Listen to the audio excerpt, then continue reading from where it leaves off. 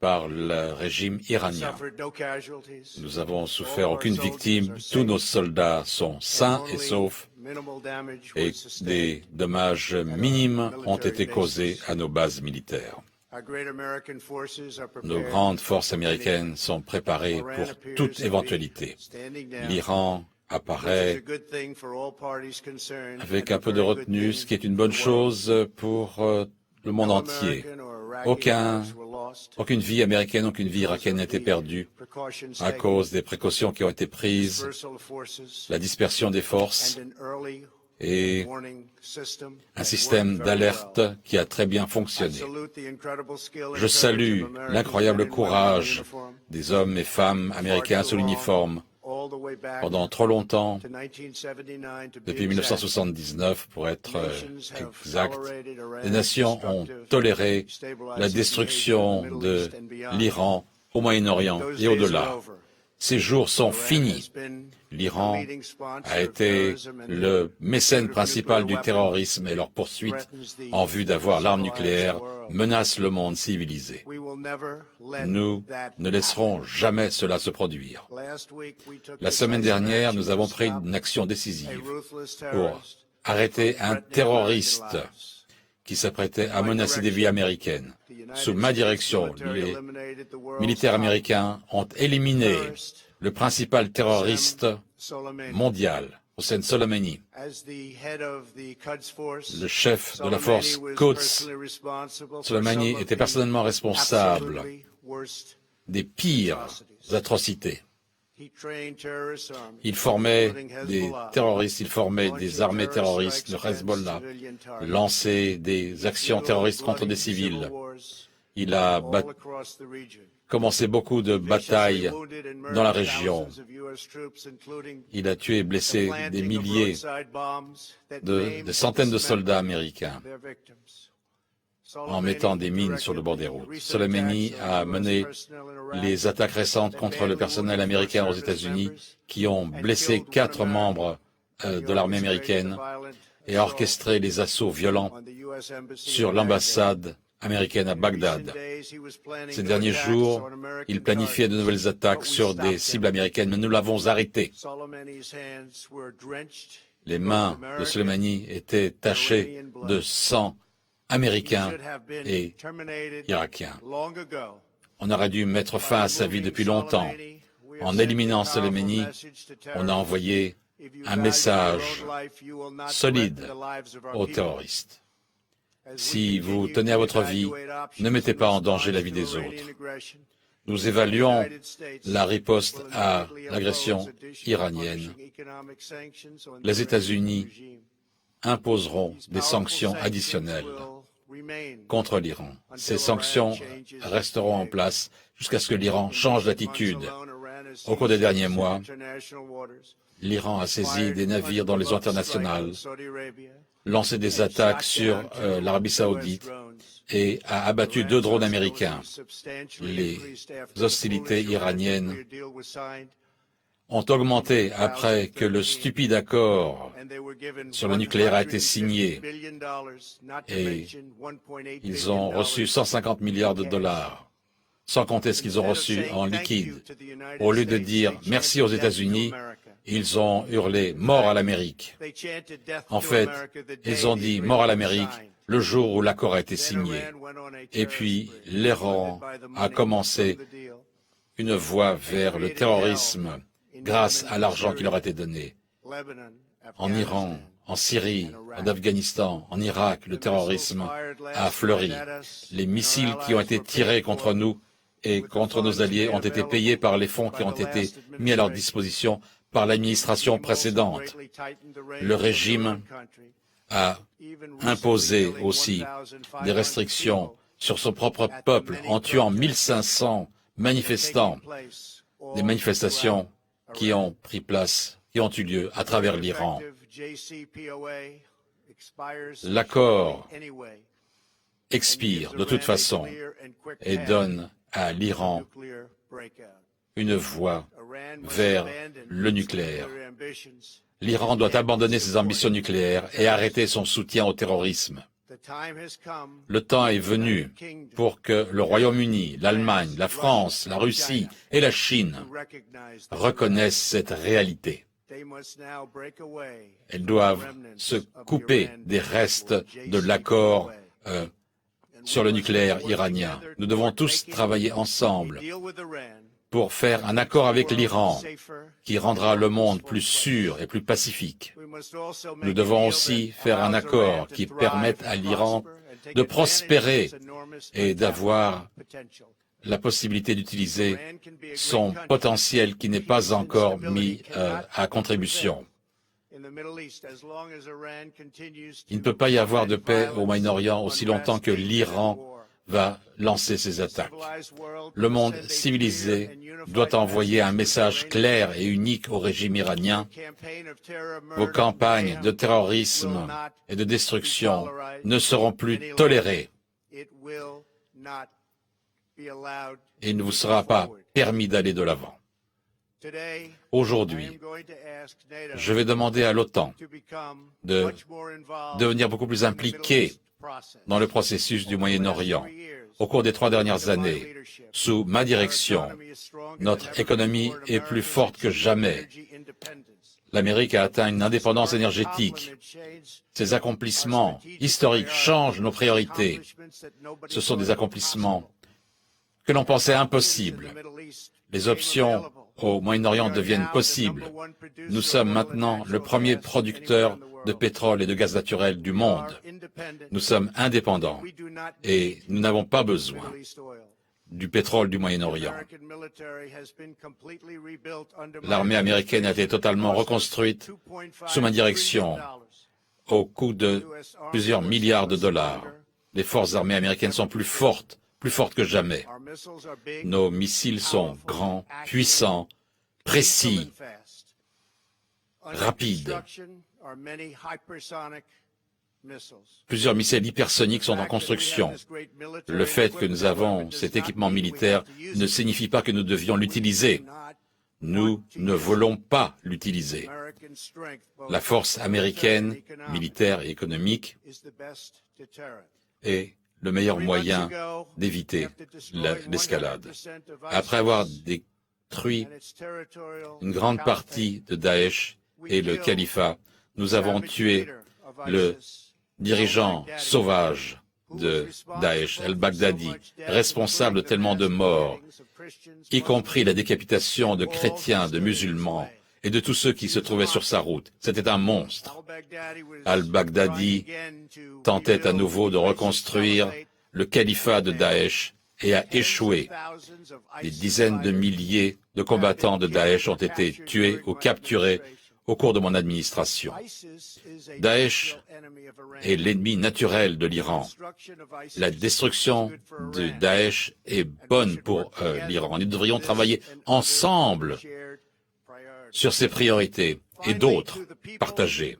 Finalement, au peuple et aux dirigeants iraniens, nous voulons que vous ayez un avenir, un grand avenir, celui que vous méritez, de prospérité chez vous et d'harmonie avec les nations du monde.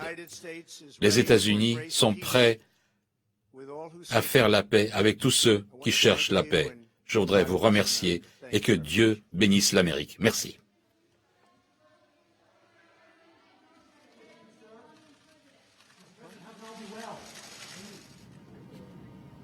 La réaction de Donald Trump suite aux attaques la nuit dernière de l'Iran sur des intérêts américains. Ça s'est passé sur 2 sites irakiens. Le président américain qui confirme donc que l'attaque n'a pas fait de victimes côté américain. Il n'y a pas eu de blessés, dit-il. Les dommages sont minimes.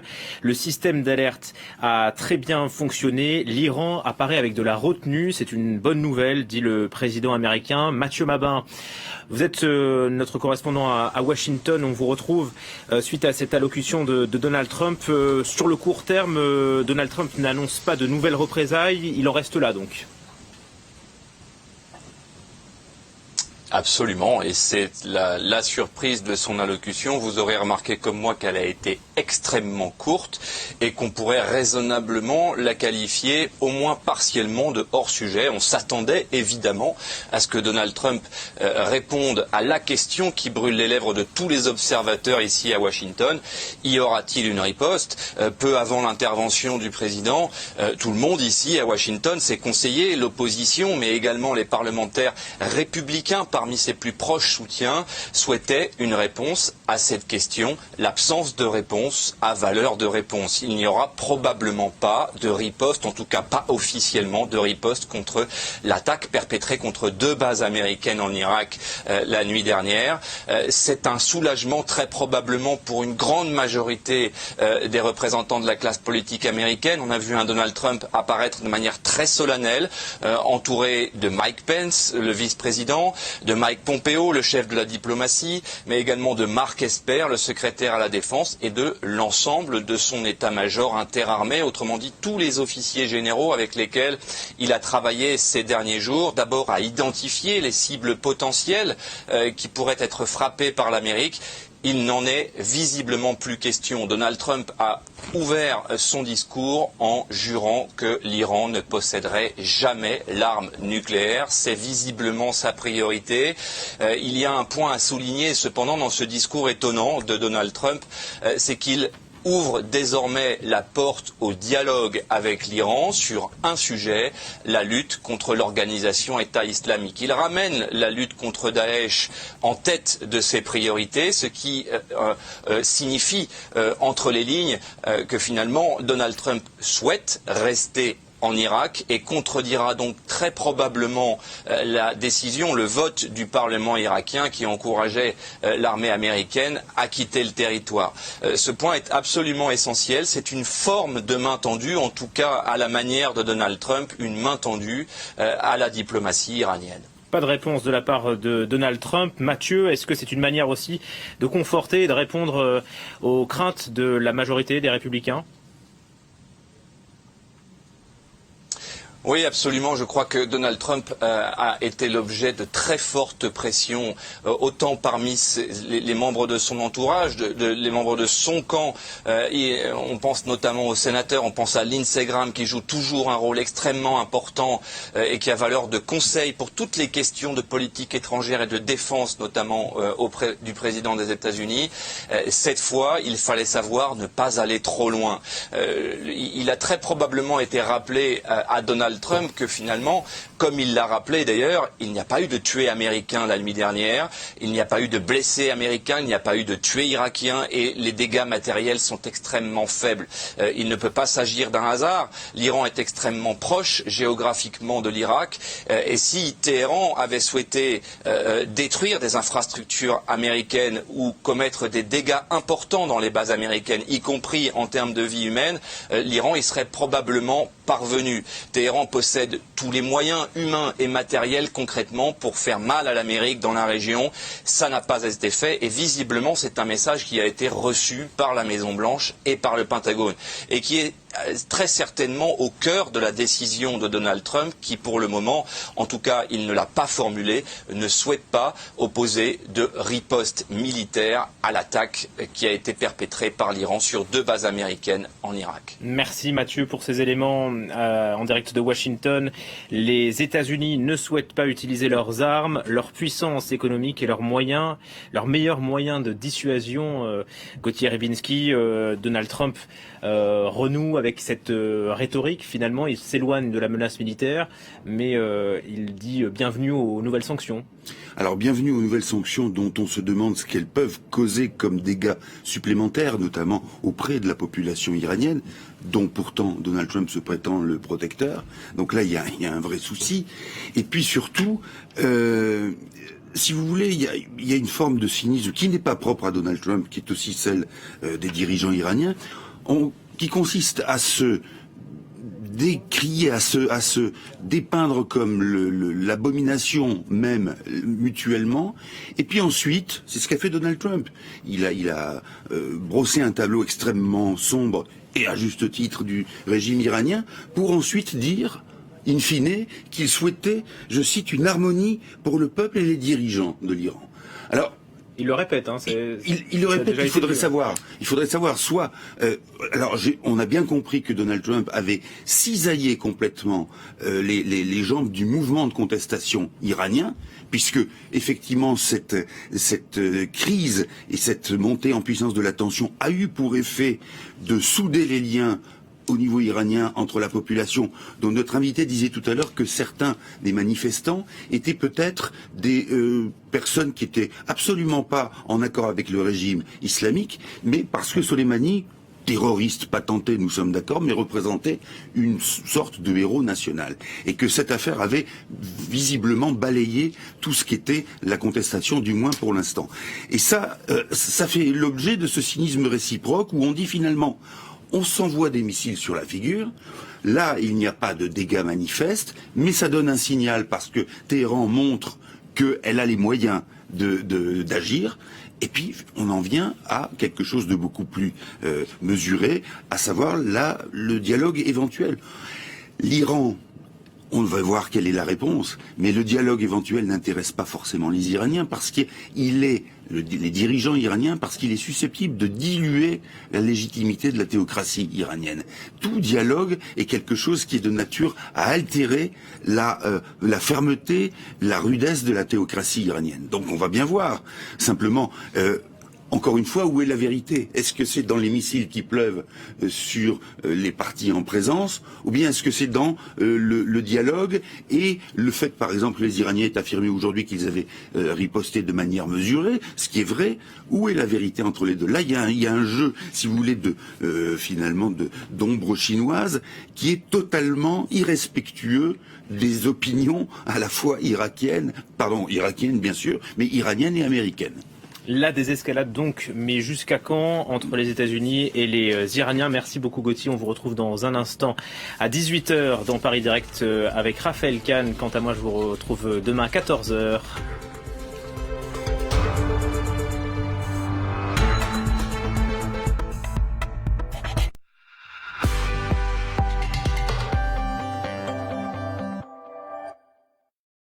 Interruption spéciale. Avec MMA Mobilité Premium, on peut avoir un devis auto à partir du numéro de sa plaque d'immatriculation.